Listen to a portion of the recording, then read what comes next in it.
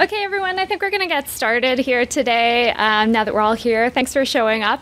A few housekeeping notes. You may notice cameras. So these these Lunch and Learn series are being filmed and they'll be posted on YouTube. So FYI. And yeah, this is the fourth in the series of our Lunch and Learn sessions. So for those of you who don't know me, my name's Amanda Mitchell, and I'm the Greenest City Planning Analyst. I might be the one that's annoying you guys with, can you respond to this idea, or this idea came up? So yeah, so hopefully you don't feel too bad about that. Okay, so there's 10 long-term goals around how we can become the greenest city in the world by 2020. And today we're going to be talking about two: clean water and lighter footprint. Most of the other ones have been covered already, and you can find all of those sessions if you missed them also on YouTube. Oh.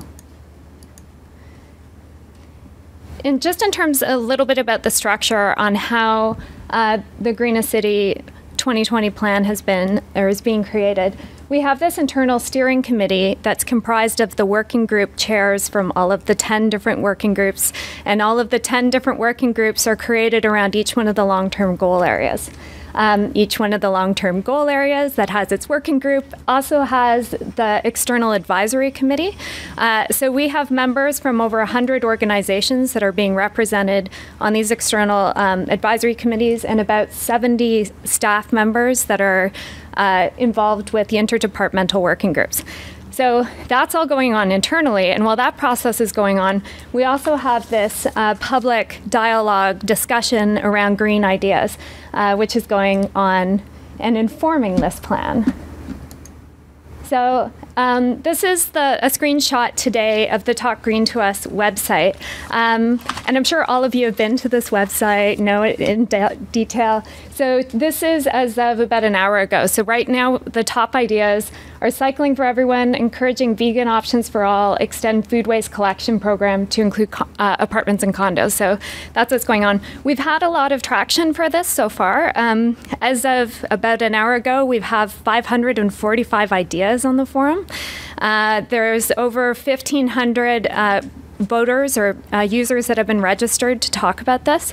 In terms of our social media kind of outreach, we have over 1,200 people who like us on Facebook, and we're trying to compete with the City of Vancouver's main page and Bike Vancouver. So if you don't like us already on Facebook, please do, and maybe don't like those guys. In terms of Twitter, we have we have 2,100 Twitter followers, and there's been more than 15,000 views to the talkgreentous.ca website since we launched it at Pachacucha, and almost 7,000 views online of the video that we presented. So we have a bit of a reach that's going on, and we are targeted to ramp that up. So in terms of some ideas for the different categories that we're talking about today, water, there's been a lot of discussion around drinking water fountains and bottled water ban, about changing the building code to require rainwater collecting, also looking at water metering, encouraging or enforcing lawn sprinkler restrictions, and educating people about the use of gray water. Can we do that? The lighter footprint ideas tend to be the encourage vegan options for all idea fits around this. Looking at supporting local green art organizations, maybe slowing down, let's work less. That's one idea that's been up there. And this idea came in the other day that I thought was really funny, or great. It's creating an energy playground for kids. So it's like kids are on seesaws anyway. Let's turn that into electricity producing ways. So that might be interesting. And another one that I think is really important is this idea around collecting and sharing metrics. So where are we right now, and where are we moving forward, and where are we in relationship to other cities? So that's kind of what's going on there. And in terms of like all of this online engagement, one thing that we are ramping up for is a really fun evening event going on October 1st. It's going to be preceded by a regular open house event that's going to be at the main lobby of Woodwards. So that's between 4 and 7 in the lobby of Woodwards. And that will be the working group members from all of the 10 different working groups will be there presenting kind of their thoughts of what they're thinking about incorporating within their plan. So that's an opportunity for the public to provide feedback.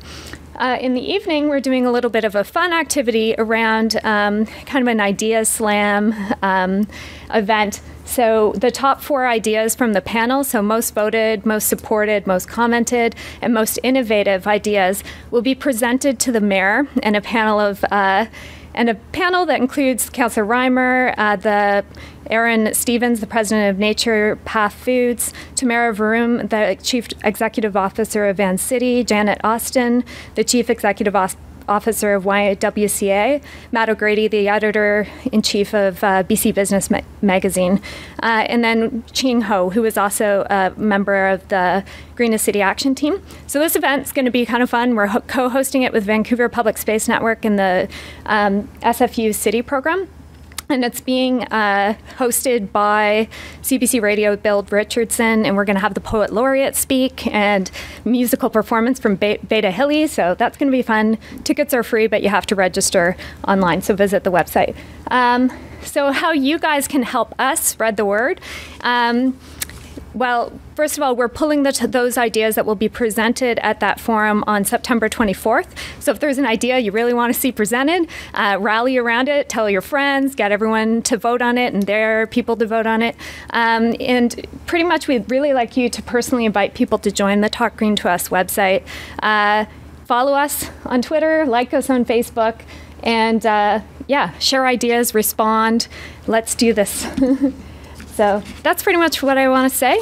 And I'd like to welcome Peter to come on up and start talking about clean water. There you go. Thank you very much, Amanda.